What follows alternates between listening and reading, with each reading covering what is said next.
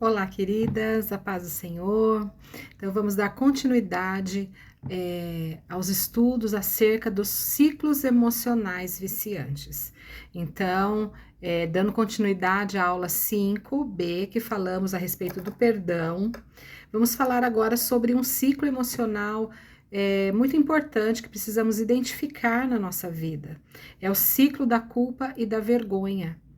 Então, precisamos entender esse ciclo. Na aula passada, nós falamos acerca do ciclo emocional do perfeccionismo.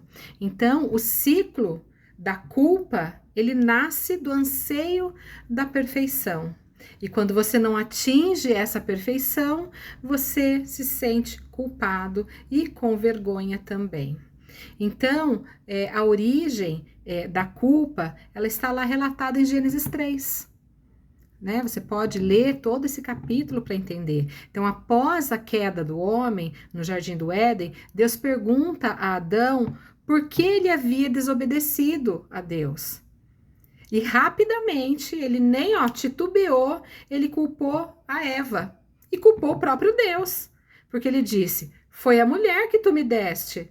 Quer dizer, olha, eu não tenho nada a ver com isso. O Senhor me deu ela e ela que me fez fazer isso. Então, Eva, quando foi questionada por Deus, ela vai culpar a serpente. Quer dizer, ninguém está querendo assumir a culpa aqui. Aí em Gênesis 3, versículo 7, nós lemos que Adão e Eva sentiram vergonha porque estavam nus. Até então, eles tinham um coração puro, eles não enxergavam essas coisas. Então, nesse processo, o ciclo se iniciou. O pecado gerou a vergonha e gerou a culpa. Olha só que interessante. Lá atrás, isso já começou. Então, o ciclo emocional provoca situações que geram vergonha e culpa para reproduzir as mesmas sensações experimentadas anteriormente. Então, a gente sabe que o nosso cérebro, ele responde com recompensa, um sistema de recompensa, seja positiva ou seja negativa. Então, quando uma situação de culpa é resolvida, o cérebro vai buscar uma outra situação para despertar a mesma sensação. Então, a pessoa que está nesse ciclo, se ela não romper esse ciclo, ela vai perpetuar essa situação na vida dela, na vida das pessoas ao redor dela, na vida dos familiares. E fazendo isso, gera isso na vida dos filhos, os filhos vão perpetuar quando formarem suas próprias famílias, e isso vai virando, então, um ciclo viciante geracional aí. Então, a neurociência, ela diz que o cérebro, ele estabelece a sensação que a culpa causa como recompensa, ou seja, ele se satisfaz prazerosamente quando está debaixo de um forte sentimento de culpa. Olha só que coisa doida. Então, tanto faz o positivo quanto o negativo. O cérebro, ele reconhece aquilo como algo de que ele necessita. Ele necessita ter aquele sentimento como recompensa. Então, você resolve uma questão de culpa, ele vai lá e te faz sentir novamente culpa por uma situação ou outra. Então, ele age substituindo uma culpa por outra. E não importa se tudo está bem na sua vida, ele sempre estará se sentindo mal consigo mesmo por causa da culpa. Então, às vezes está tudo bem, mas sempre você vai ter aquela sensação na sua mente que você é culpada disso, culpada daquilo, culpada porque hoje está nublado, ou culpada porque está sol, ou porque isso, ou porque aquilo. Então, existem alguns motivos mais comuns que geram o ciclo da culpa. Então, você veja aí se você não vai se identificar com algum deles. Por exemplo, separação dos pais na infância. Muitas vezes os filhos acham que é culpa deles. Essa separação acaba gerando um trauma tão grande que a criança vai se questionar, mas por quê que estão se separando? Será que a culpa é minha? E isso vai acionar lá no cérebro algo que vai perpetuar se a pessoa depois não quebrar esse ciclo. Por exemplo, experiências de rejeição e de abandono. Isso também pode ser um motivo que gera o ciclo da culpa na vida de uma pessoa, desde a tenra infância. Por exemplo, experiências de abuso também pode gerar esse ciclo da culpa. E também, por exemplo, perda de algum ente querido, a pessoa pode se sentir culpada por isso. Então, esses são alguns motivos que podem gerar o ciclo da culpa na vida de uma pessoa. Nós temos também exemplos de sentimento de culpas mais comuns que acontecem com as pessoas. Por exemplo, culpa, no caso da mulher, culpa de não ser uma boa esposa. Então, ela já tem aquilo na mente. Então, esses são sentimentos que acabam sendo gerados e gatilhos que fazem com que a pessoa se sinta mais culpada. Então, por exemplo, a pessoa se sente culpada por não achar que não é uma boa esposa. São sentimentos que vêm, que não necessariamente são verdade. Culpa, por exemplo, por não ser uma boa mãe, não se acha uma boa mãe, se sente culpada. Aconteceu alguma coisa, aconteceu porque a culpa foi minha, né? Culpa, por exemplo, por não ser uma boa filha, achar que não é uma boa filha. Não necessariamente seja verdade. Às vezes acontece alguma coisa, a mãe faz alguma coisa, dá uma bronca, qualquer coisa. Qualquer situação que aconteça, ela acha que não é uma boa filha.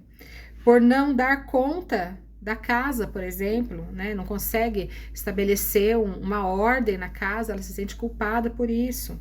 Culpa quando os filhos ficam doentes, né? De achar que não está cuidando direito, não deveria ter ficado doente, né? Culpa quando os filhos tomam decisões erradas, por exemplo, eu falhei na educação. Então, são sentimentos de culpa mais comuns na nossa vida. Culpa, por exemplo, por deixar os filhos em escolas com babás, com os avós. Isso são sentimentos. Culpa por perdermos os melhores momentos dos filhos, por exemplo, como andar, comer, falar, ir à escola, a mulher que trabalha fora, né, tem a vida muito atarefada, perde esses momentos com os filhos, ela se sente culpada. Culpa quando o esposo sai de casa ou trai a esposa. Por que ele fez isso? A culpa é minha. Né? Culpa por ficar em casa e não contribuir financeiramente. Muitas vezes a pessoa se sente culpada por isso também. E aí vem esse sentimento, né, que acaba trazendo dor e sofrimento para a pessoa. Culpa por ter deixado de lado os sonhos, carreira, estudos por causa dos filhos. Culpa por não buscar a Deus corretamente. Até isso acontece. Culpa por não conseguir cumprir as imposições e regras religiosas, por exemplo, também. Tudo são sentimentos que vêm, então, fazer com que a pessoa se sinta mais ainda culpada e vai só se somando. Culpa por não orar de madrugada, por não ler a Bíblia. Culpa por não ter fé suficiente. Culpa por não ter sido curada. Quer dizer, o sentimento de culpa vai vindo, vai vindo, vai vindo. É uma coisa assim insana, né? Que acontece com a nossa mente. Culpa por comprar algo para si mesma, mesmo que estivesse precisando muito. Ela se sente culpada por fazer algo por si mesma. Culpa por comer demais. Tudo isso são sentimentos que vão gerando esse ciclo emocional viciante da culpa e da vergonha. Porque ela se sente culpada, né? A vergonha, ela vai sentir culpa. Culpa por dar trabalho às pessoas, por exemplo, no caso quando a pessoa fica doente. A gente ouve muito isso das pessoas mais idosas, né? Dos nossos pais. Não queria dar trabalho para você. Às vezes até a gente mesmo. Não queria dar trabalho, a gente se sente culpada e tal, né? Culpa por ter nascido, né? Que é um sentimento que a mãe passa para o bebê enquanto ela está grávida. Olha só como os sentimentos acontecem na nossa vida, como fica arraigado no nosso subconsciente, na nossa memória, né? Culpa por se destacar naturalmente em algum ambiente ou conversa. Ela se sente culpada por se sair bem em alguma situação. Culpa por fracassos nos negócios ou relacionamentos. Acabou uma amizade? Acabou um namoro? A culpa é minha. Não deu certo um trabalho? A culpa é minha. Culpa por dizer não às pessoas ou impor limites. Isso tem muito a ver também com codependência. Pessoa que não sabe dizer não, e quando consegue dizer um não, se sente culpada e com vergonha de ter dito não, de ter imposto algum limite para alguém. Culpa por se afastar de alguém que te faça mal. Culpa por não querer desenvolver relacionamento mais profundo com pessoas específicas. Poxa, eu sei que fulano, se eu tiver um relacionamento de amizade e tal, essa pessoa vai me influenciar de uma forma não tão positiva, então eu vou me abster de ficar perto dessa pessoa. Então, existe o sentimento de culpa, mesmo sabendo que ela não está errada. Culpa por erros que cometeu e decisões erradas que tomou, ou seja, tem a ver com perfeccionismo, não aceitar errar, não aceitar que pode cometer erros também. Culpa por falar demais, culpa por não ter tido mais tempo ou ter feito mais por alguém quando essa pessoa morre. Culpa por erros que cometeram contra você, por exemplo, você foi a abusada, mas você se sente culpada por isso.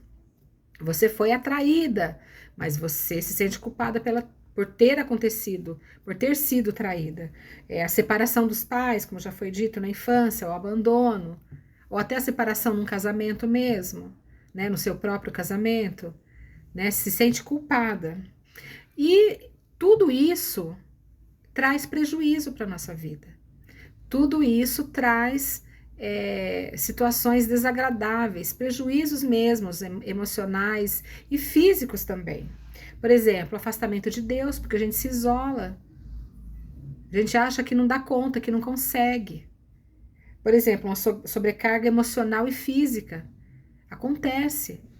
Esse é o prejuízo. Eu me sinto sobrecarregada com todos esses sentimentos de culpa que vêm na minha mente. Porque normalmente não é um só, são vários. Desses aqui que eu citei, não é um só que a gente sente, são vários. Causa baixa imunidade também, porque a gente sabe que a imunidade está ligada às emoções, com os neurotransmissores do nosso cérebro.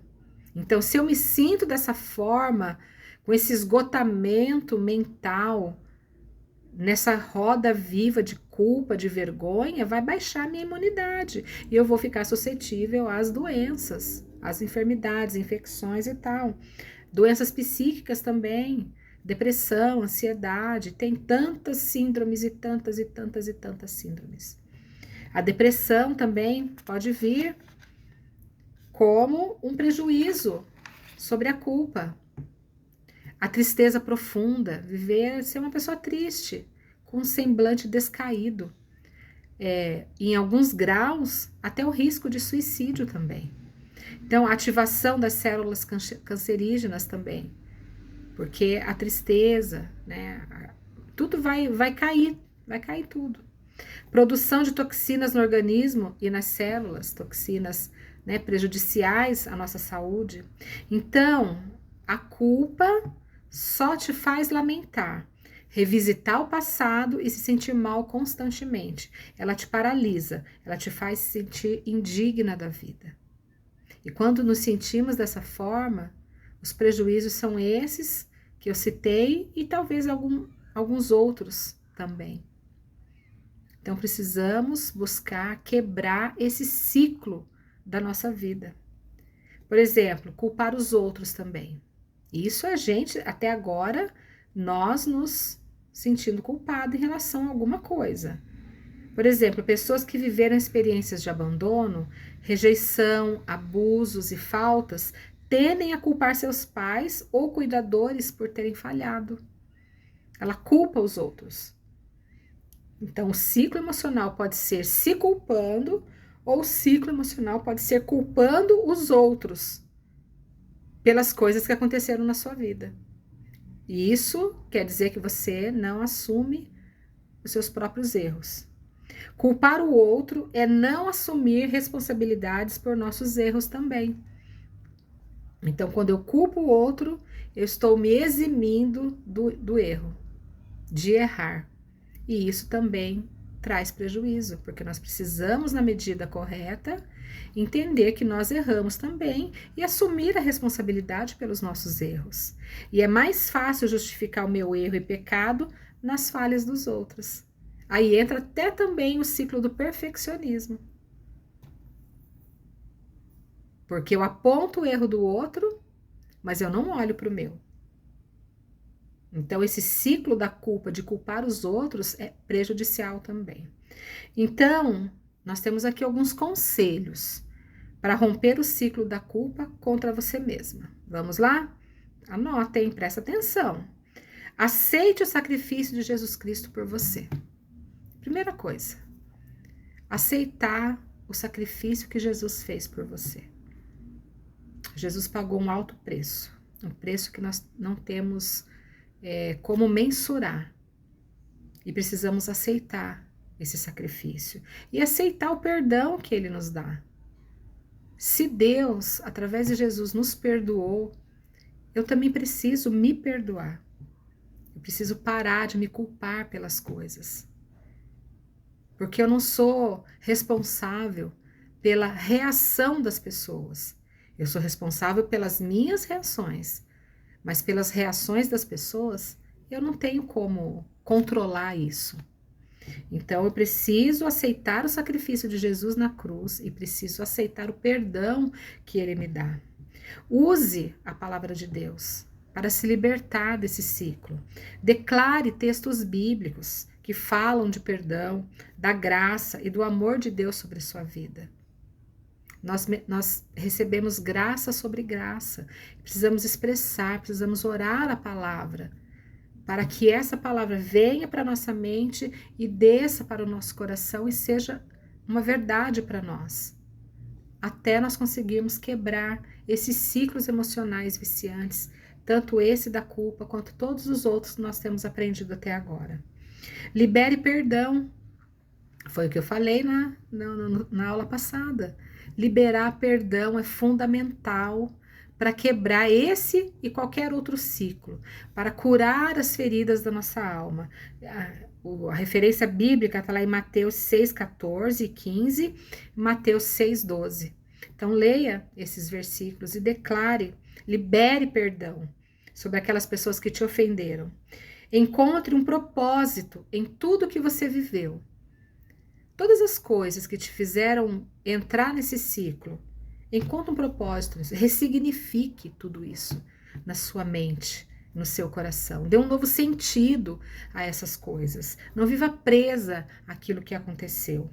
Aceite-se e aceite as suas limitações e imperfeições. Nós precisamos nos aceitar. Precisamos nos amar.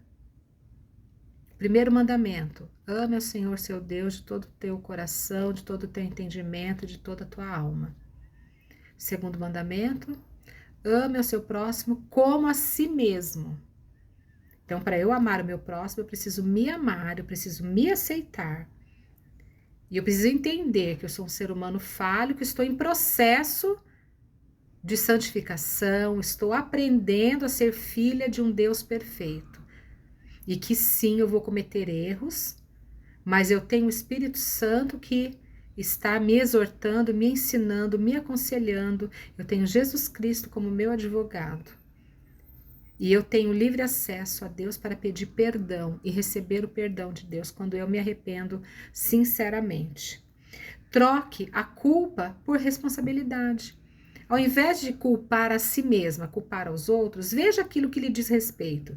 O que não lhe diz respeito, lança fora. Porque nós temos a culpa falsa e a culpa verdadeira. Aquilo que realmente aconteceu por conta de algo que eu fiz, eu preciso assumir. E aquilo que não e pronto, acabou. Não é da minha parte isso. A minha parte é essa, realmente eu entendo que eu deveria ter agido dessa forma, mas não agi, e a consequência disso foi isso. Eu assumo essa responsabilidade. Pronto. Agora, o que não pertence a mim, não pertence a mim. Ponto também. Não aceite as culpas que os outros depositarem em você. Ah, você é culpada disso? Não, peraí, vamos analisar a questão. Não sou culpada disso. Ou então, sim, eu tenho minha parcela de culpa, eu reconheço, peço perdão por isso. O que eu posso fazer para melhorar? O que eu posso fazer para ajudar a restaurar essa situação? E o que eu posso aprender em relação a essa atitude que eu tive que não foi correta? Então, assumir as nossas responsabilidades e não aceitar a culpa que o outro impõe sobre você. Tudo isso vai ajudar a quebrar, a sair desse ciclo emocional da culpa e da vergonha, porque uma coisa leva a outra. Então, irmãs, a palavra de Deus, ela tá aí para nos ajudar, para nos restaurar. Deus deixou tudo escritinho lá na sua palavra para nós, mas precisamos observar os princípios e preceitos da palavra do Senhor e acatar e obedecer e observar e aplicar na nossa vida, para que nós tenhamos plena vida abundante, a vida abundante que Jesus veio nos dar, ok? Vamos combinar que nós vamos fazer isso? Então, querida, que Deus te abençoe e que o Espírito Santo possa completar essa obra que já foi iniciada na sua vida. Um beijo, Deus abençoe.